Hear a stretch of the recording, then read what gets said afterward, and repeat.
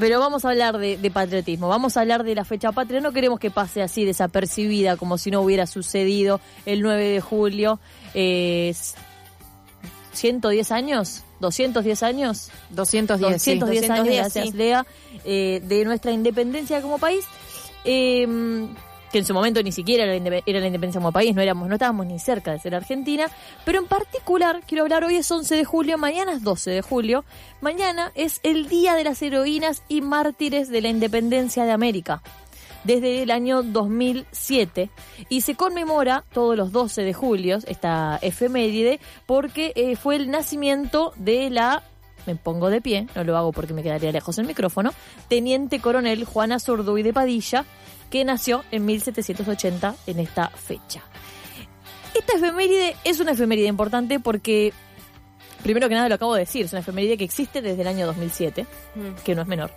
Y si bien está puesta en el día del nacimiento de Juana Azurduy como para tomar una fecha de referencia, es una efeméride para todas las heroínas y mártires. Fíjense la palabra mártir, ¿no? Sí. Que habla de poner el cuerpo, que habla de sufrimiento, que habla de dejar la vida en pos de algo más grande, que recién ahora viene a tener un reconocimiento, porque recién el siglo XXI vino a ser con esta ola de revisionismo histórico, de la cual fuimos espectadoras, al menos casi todas las que estamos en esta mesa, ya habiendo terminado la etapa escolar.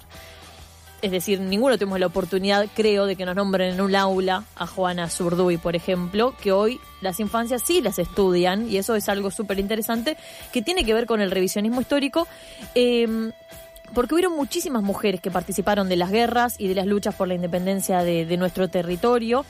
Fueron tantas, o sea, la mitad de la población son mujeres, y fueron borradas de la historia, primero por ser mujeres en esa época también. Entonces, al momento de escribir la historia no hay registros de estas mujeres porque pasaban desapercibidas en su entorno, porque estaba dado por natural que era quienes iban a estar ahí alimentando, acompañando en las batallas, curando heridas, luchando muchas veces. Entonces son muy poquitas las fuentes documentales que tenemos para hablar de las mujeres de la historia, y la historia se reconstruye a partir de esas fuentes documentales.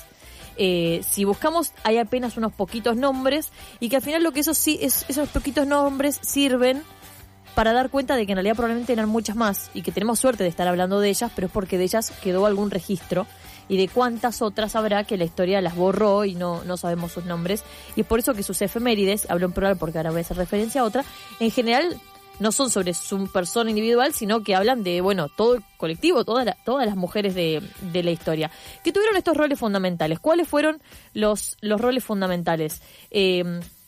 No solamente los roles como femeninamente aceptados, pero que igualmente son necesarios para que exista. Como hoy reconocemos las tareas de cuidado para que la economía pueda moverse, en ese momento, sin esos roles de cuidado, no hubiera habido ni caballeros en las batallas, ni niños siendo criados para salir a batallar, porque en esa época era tener pibes para que trabajen, ni tener pibes para que luchen. Bueno, alguien estaba atrás de tener esos pibes y criarlos. Alguien paría esos pibes. Claro, y dándoles de comer.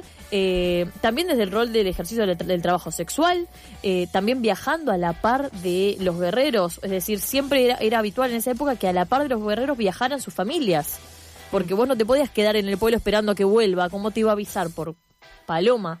No te ibas a enterar, no era muy difícil reencontrarse, y aparte de que si tus hombres se iban a la batalla, el sustento económico era ninguno, porque la posibilidad de manejar plata también era nula. Entonces las mujeres viajaban a la par de sus guerreros, asegurándoles comida, asegurándoles atención médica, y teniendo sus pequeños roles dentro. ¿Por qué digo pequeños? Porque son esos roles que pasan desapercibidos, porque muchas veces eran las que gestionaban la rosca, las que llevaban y traían información, las que se infiltraban, las que, como están acá y ella es mujer y no importa lo que piense, y podemos hablar adelante de ella, y esta persona está traficando información de acá para allá, yendo y trayendo para uno u otro bando, ¿sí? Y algunas también fueron las que participaron en las batallas, lideraron caballerías, o también incluso lideraron conversaciones diplomáticas. Todos los roles básicamente que podía cumplir un hombre en la época fueron cumplidos por mujeres, para sorpresa de nadie. Voy a hacer una pregunta a esta mesa muy controversial. Y es, ¿aquí han visto Game of Thrones? Obviamente. Y me paro de pie, pero no me puedo parar de pie porque me alejo del micrófono. Bueno, si yo me paro de pie por Juana Zurduy, Lea se para de pie por Game of Thrones. Cada una elige su batalla. Ella es muy europea. Bueno. Solo la última temporada. Ok, listo. No, yo debo admitir que no la había visto. Bien. Y la estoy viendo ahora. Muy bien, estás en un gran momento de tu vida. Y este es un paralelismo muy extraño que voy a hacer, pero del cual me voy a hacer cargo. Estoy viendo esta serie por primera vez en este momento. Sí, estoy apenas por la 3ª temporada.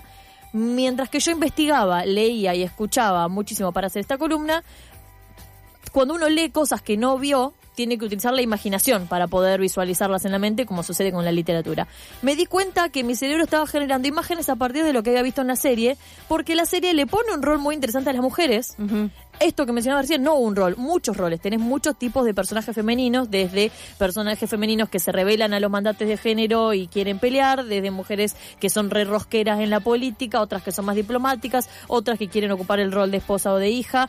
Tenés todo eso, está bien representado, y dije, mirá qué bueno, que tal vez por esto la serie también tuvo un alcance. Después tiene otro montón de cosas que pueden ser criticados, seguro, pero podemos ver ahí un poquito el reflejo de los roles diversos, igual que con los chabones, obviamente con las minas, solo que la gran diferencia es que fuimos borradas de la historia, de manera casual, diría, porque no es que se sentó Mitre a decir, ¿sabes qué? Yo no voy a escribir sobre ninguna mujer.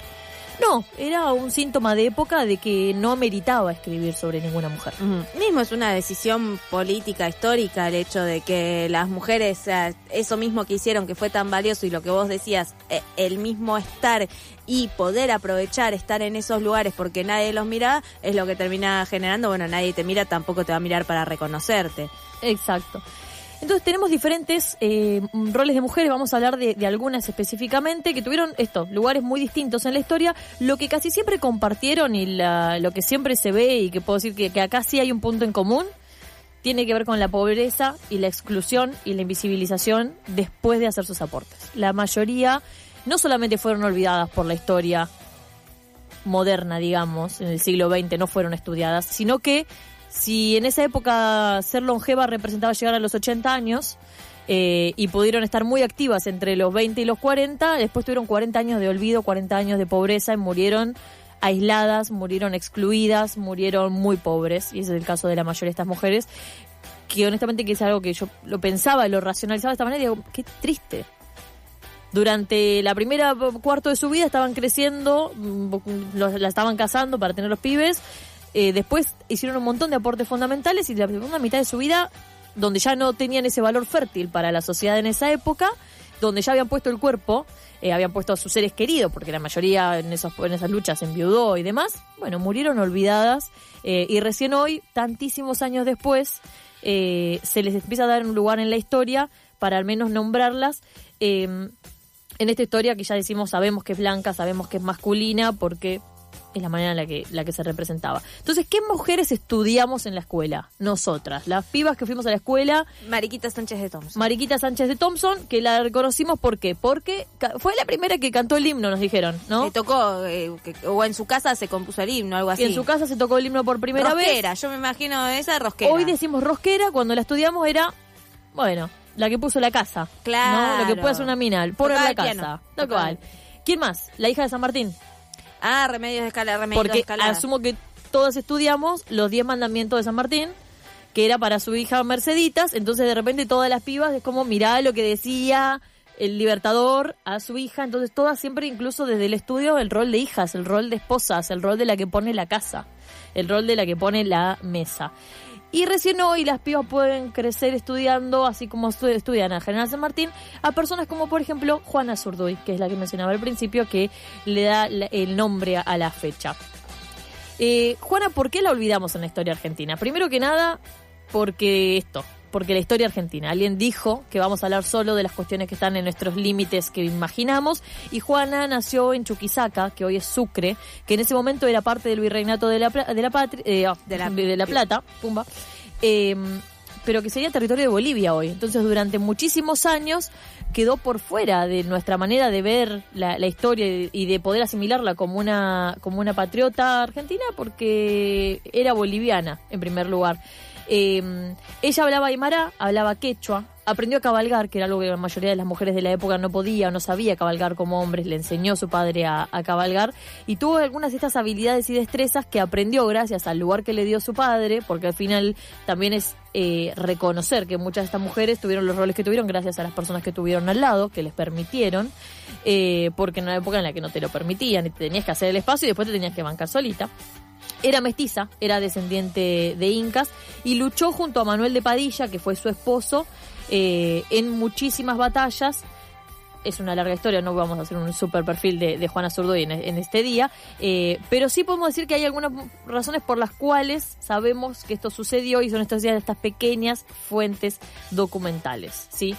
Ella colaboró mucho con Güemes, una vez que enviuda se une a los hermanos Güemes, batalla junto a Macaya Güemes, también otra mujer de la patria, y en ese momento, luego de su participación en las luchas, fue investida como teniente coronel dentro de los decididos del Perú y tuvo el derecho a poder utilizar uniforme, que era un honor en esa época.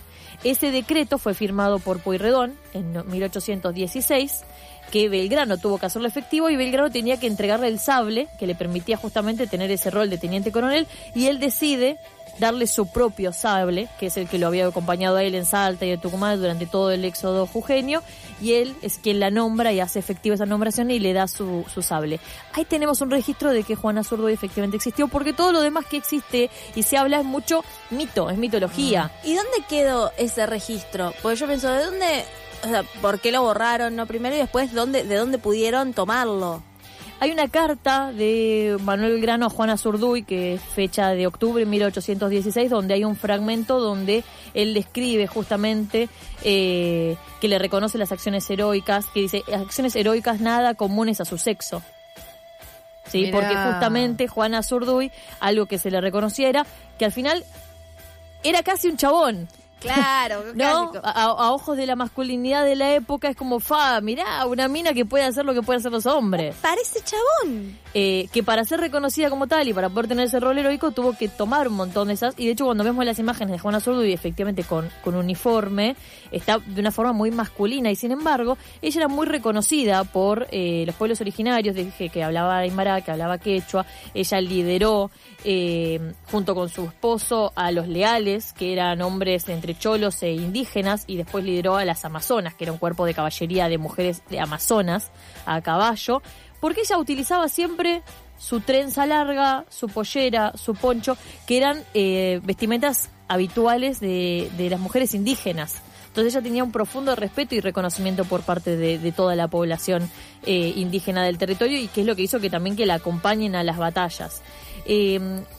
Juana es uno de estos casos que fallece, es enterrada en fosa común, es decir, fallece pobre, con una sola de sus hijas, todos los demás habían muerto en batalla, olvidada, le habían dado una pensión de guerra que después se la quitan. ¿Dónde quedó el sable, no?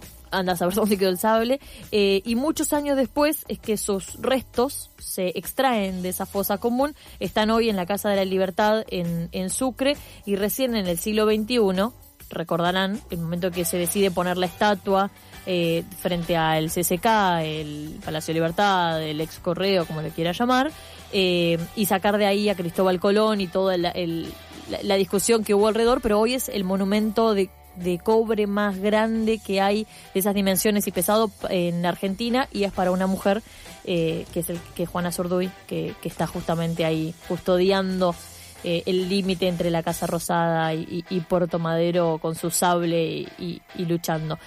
Una referente dentro de muchas otras mujeres. Mujeres que han sido mártires y mujeres que son historia y parte de la historia de no solamente la libertad argentina, sino de toda la libertad de Latinoamérica, que a veces nos olvidamos que somos un conjunto. Exacto. Hemos sido todos colonia y así mismo hemos sido todos conjuntos. Tenemos otras muchas mujeres para hablar. Como lo podemos dejar para otro día, podemos agarrar acá. El objetivo era poder hablar de la fecha particularmente, que es el Día de las Heroínas y Mártires de la Independencia, puesto en nombre, en honor a Juana Zurduy específicamente. Tú me dirás, ¿cuánto más quieren escuchar? La verdad que me estás incomodando un montón en este momento. O sea, ¿te parece? Venir a preguntarme eso a mí, ahora. ¿Te puedo Vamos a dar? hacer otro día, vamos a traer para Vamos hablar otro día de, para hablar. ¿De quién vamos a hablar otro día? de Contame. Remedios del Valle, de Marta Remedios Güemes, del de Valle, Mariquita sí. Sánchez de Thompson. ¿Sabes que me estaba acordando de otra mujer que estudié, de la Germu de Rosas? Así te lo voy a decir. También, sí, también. Y de Encarnación Escurra, que hay una obra de teatro hermosa de Lorena Vega, que la personifica increíble. Un par de años después, por supuesto, de la época que estamos hablando, de la época independentista. Pero es esto, ¿no? Son mujeres que tal vez las reconocemos como si hubieran sido la excepción. Tal vez hubieron muchas otras, solo que Claro. no hay registros documentales para que podamos hablar de ellas. María de Remedios del Valle, sabemos muy poquitas cosas de ella, pero porque tuvo una demanda para poder cobrar, una vez que volvió de luchar, una pensión. Sí. Gracias a esa demanda, que se la denegan, y a los chabones que salieron a defenderla, que habían peleado con ella, gracias a esos registros documentales es que podemos reconstruir algo de su historia y saber que era afroamericana y saber que luchó y todo lo que hizo. Es que eso es lo loco, de dónde podés sacar al final ese extracto para saber que sí, que existió y que fue, y si tenés información y podés contestar esto, ¿cuántas habrán quedado en el olvido? Muchísimas gracias, Vic. Por favor.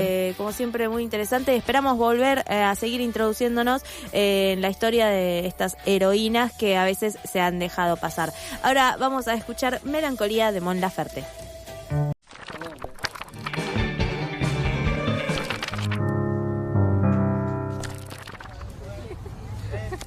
¿Te la pasás scrolleando y aún no nos seguís? ¡Seguinos! @la que nos parió en Instagram y como La que nos parió en Spotify. Las cosas buenas se repiten y se comparten.